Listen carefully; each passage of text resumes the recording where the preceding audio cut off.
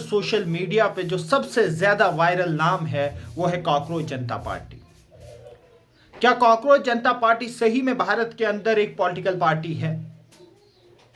इसकी शुरुआत कैसे होती है और इस वक्त जो भारत का युवा इसके साथ कनेक्ट हो रहा है और क्यों भारत का युवा इतना ज्यादा कनेक्शन इस कॉकरोच जनता पार्टी के साथ बना रहा है, आज इसी कॉकरोच जनता पार्टी को बहुत सिंपल और आसान भाषा में आपको समझाता हूं। वीडियो को अंत तक देखिए। अगर वीडियो अच्छी लगे तो लाइक और सब्सक्राइब जरूर कीजिए।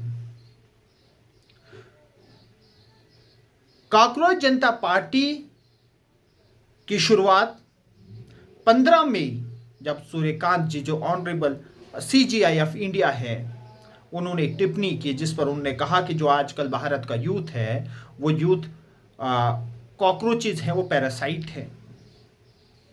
जब उनको जॉब्स नहीं मिलती वो आटे एक्टिविस्ट बनते हैं, फला फला एक्टिविस्ट बनते हैं। अब यूथ को ये बात बहुत चुभ गई।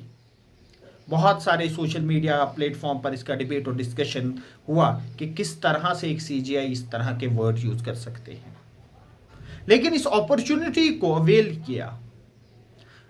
आम आदमी पार्टी के साथ एक व्यक्ति एसोसिएटेड थे और बहुत क्लोज माना जाता है कि वो मनीष सिसोदिया के बहुत क्लोज हैं। वो इस वक्त यूनाइटेड स्टेट ऑफ अमेरिका में अपनी स्टडीज कर रहे हैं। वो एक आनंद फानन में एक इंस्टाग्राम अकाउंट बनाते हैं और एक वेबसाइट बनाते हैं जिसका नाम है कॉकरोच जनता पार्टी। जब ये कॉकरोच जनता पार्टी बनी, देखते ही देखते ये पूरी हर जगह ट्रेंड कर गई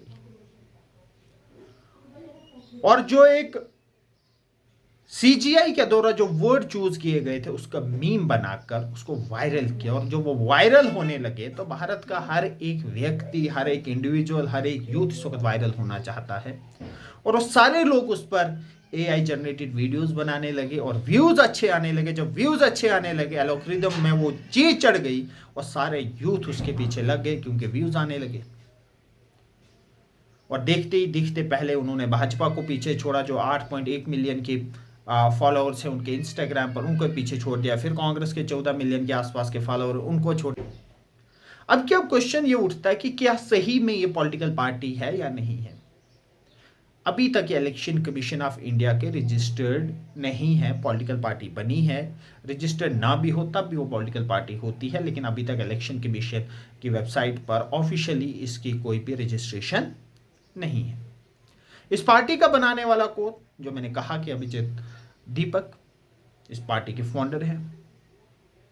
अब सवाल यह है कि इस पार्टी के साथ इतने सारे युवा क्यों जुड़ रहे हैं?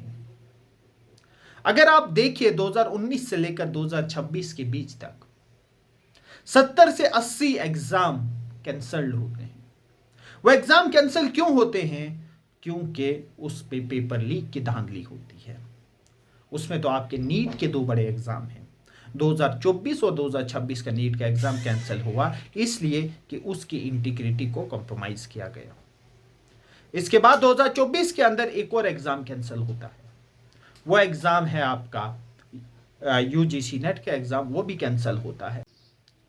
स्टेट PSCs के इतने सारे एग्जाम कैंसिल हुए, चाहे वो बिहार PSC का हो, चाहे यूपी पुलिस का हो, चाहे SSC का हो, चाहे झारखंड का हो, चाहे राजस्थान का हो, चाहे बहुत सारी स्टेट्स में भी एग्जाम कैंसिल हुए। और ये सबसे बड़ा कारण बन जाता है कि यूथ, जो फ्रस्ट्रेटेड यूथ है, जो 2-2, 3-3 साल अपने एग्जाम की तैयारी करता है, जब वो एग्जाम अपनी हार्डवर्क से देता है, फिर जब उस एग्जाम की इंटीग्रिटी को कॉम्प्रोमाइज किया जाता है तो वो यूथ टूट जाता है, वो साइकोलॉजिकली टूट जाता है, वो इमोशनली टूट जाता है। और जब उन्होंने देखा कि इस तरह का एक ट्रेंड बन रहा है, उन्होंने बढ़ चढ़कर इस ट्रेंड को सपोर्ट किया। क्योंकि ये जो जेनजी जो इसका रेवोल्यूशन कहा जा रहा है, जेनजी कहा जा रहा है, तो जेनजी का जो प्रोटेस्ट है वो हमने श्रीलंका में भी देखा कि किस तरह से वहां पर जो गवर्नमेंट था उस गवर्नमेंट को गिरा दिया उन्होंने। बांग्लादेश के अंदर हमने जेनजी प्रोटेस्ट देखा, हमने नेपाल के अंदर जेनजी प्रोटेस्ट देखा। दैट मीन्स कि पूरे साउथ एशिया के अंदर ये मूवमेंट्स क्रिएट हो रही हैं। तो पहले से ही हमने बहुत सारी वीडियोज में हमने इस पर बात भी की थी, बहुत सारे आर्टिकल्स में भी इस पर बात हो रही थी कि भारत में भी वो स्पेस ना सरकार दे कि यहां पर भी जेन जी यूनाइट हो सके। सेकेंड थिंग कि क्यों इसको यूथ सपोर्ट कर रहा है, उसका दूसरा सीधा सीधा बड़ा कारण यह है कि अनएम्प्लॉयमेंट रेट। अगर पूरे भारत के अंदर देखिए जो अनएम्प्लॉयमेंट रेट है 6, 7, 8%, 10% के आसपास का है, और एक बहुत बड़ा अनएम्प्लॉयमेंट रेट है। सरकार जो भी राज्य सरकारें बनती हैं, वो राज्य सरकारें बहुत बड़े बड़े दावे करती हैं कि हम एक साल के अंदर 2 करोड़, 3 करोड़, 1 लाख, 4 लाख, अलग अलग दावे किए जाते हैं, लेकिन इन रियलिटी वो जॉब्स क्रिएशन नहीं हो रहा है भारत में। जितनी डिमांड है भारत के अंदर जॉब्स क्रिएशन की, वो डिमांड मीट नहीं हो रही है, तो यूथ अपने आप को फ्रस्ट्रेटेड फील कर रहा है। हाईली क्वालिफाइड यूथ है, स्किल्ड यूथ है, लेकिन उनको एक प्रॉपर जॉब नहीं मिल रही है, और वो इस सिस्टम से तंग आ चुका है। थर्ड पॉइंट कि सिस्टम में करप्शन है। जो यूथ है वो बिलीव कर रहा है कि जो सिस्टम है वो सिस्टम ही पूरा करप्ट है। आखिरकार इस सिस्टम को चलाने वाले कौन है? इस सिस्टम को चलाने वाले राजनेता हैं, और उन राजनेताओं की अगर लिस्ट देखी जाए तो वो करप्शन में लिप्त हैं।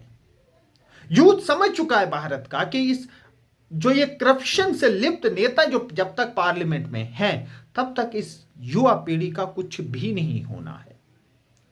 वही लीडर हैं जिन पर रेप के आरोप हैं, वही लीडर हैं जिन पे मर्डर जैसे के आरोप हैं, वही लीडर हैं, जाने कितने मुकदमे उन पॉलिटिकल लीडर्स पर हैं, वही लीडर्स इस वक्त आपके पार्लियामेंट और आपकी स्टेट असेंबलीज के अंदर बैठे हुए हैं। यूथ उनसे परेशान है। जो भारत का यूथ है वो जानता है कि ये लोग हमारे जो मसले हैं उनको नहीं समझ रहे हैं। जो यूथ इस वक्त जो प्रॉब्लम्स फेस कर रहा है, ये उस मसले को नहीं समझ पा रहे हैं, और यूथ इस वक्त जो सोशल मीडिया पर एक्टिव है, उन्होंने इस ट्रेंड को इतना बढ़ाया कि इस वक्त जो ट्रेडिशनल पॉलिटिकल पार्टीज हैं वो हिल गई हैं। क्यों हिली हैं? क्योंकि इस वक्त जो यूथ है 22 मिलियन फॉलोअर कुछ दिनों में गेन करना कोई छोटी बात नहीं है। ये शोज कि इस वक्त जो यूथ है वो कितना फ्रस्ट्रेटेड है, कितना फ्रस्ट्रेटेड है वो यूथ कि जिस वक्त जो इंडिया का पूरा यूथ है वो यहाँ पर एक पॉलिटिकल सिस्टम को चेंज चाहता है, वो करप्शन से फ्री होना चाहता है, वो धर्म की राजनीति नहीं करना चाहता है, वो पॉलिटिक्स ऑफ डेवलपमेंट की बात करने जा रहा है, वो लोगों के वेलफेयर्स की बात करने जाना चाहता है, वो इंफ्रास्ट्रक्चर डेवलपमेंट पर बात करना चाहता है, वो इकोनॉमी पर बात करना चाह रहा है। हमारी इकोनॉमी की बहुत बुरी हालत है। रुपया 100 के आंकड़े को 100 रुपये $1 के मुकाबले में होने वाला है। जो रुपी है वो बहुत ज़्यादा डीवैल्यूएट हो रहा है कंटिन्यूसली। सरकार कुछ नहीं कर रही है। हमारा इस वक्त जो नेचुरल रिसोर्सेज जो ऑयल है, क्रूड ऑयल है या एलपीजी है, उस पर इस वक्त बहुत ज़्यादा दिक्कतें आम जनता को उठ रही है। सरकार के पास एलपीजी के लिए कोई जवाब नहीं है, सरकार के पास अनएम्प्लॉयमेंट को कर्ब करने के लिए कोई जवाब नहीं है, सरकार को इकोनॉमी को ठीक करने के लिए कोई जवाब नहीं है। सरकार के जो मंत्री हैं, उनका एजुकेशन मंत्री है, उनका काम है एग्जाम को कंडक्ट करवाना, एग्जाम स्मूथली कंडक्ट नहीं हो रहे हैं। दैट मीन्स कि भारत में चल क्या रहा है? यूथ इससे परेशान है, और ये सारा पढ़ा लिखा यूथ है, यह अनपढ़ यूथ नहीं है। ये पढ़ा लिखा यूथ है जो लाइब्रेरीज में अपनी जवानियां दे रहा है, जिन्होंने घरों के रूम्स के अंदर अपनी जवानियां दी हैं। और ये यूथ अब जब सोशल मीडिया पर जो इसका एक प्रोटेस्ट करने का तरीका था, उस प्रोटेस्ट, ये सारा यूथ पॉलिटिकल यूथ नहीं है। ये अपनी जो फ्रस्ट्रेशन है वो इस सोशल मीडिया के थ्रू, इस कॉकरोच जनता पार्टी के थ्रू बताना चाहता है कि जो यूथ है इंडिया का वो बहुत फ्रस्ट्रेटेड है। आपकी क्या राय है? जरूर कमेंट में बताइए। शुक्रिया।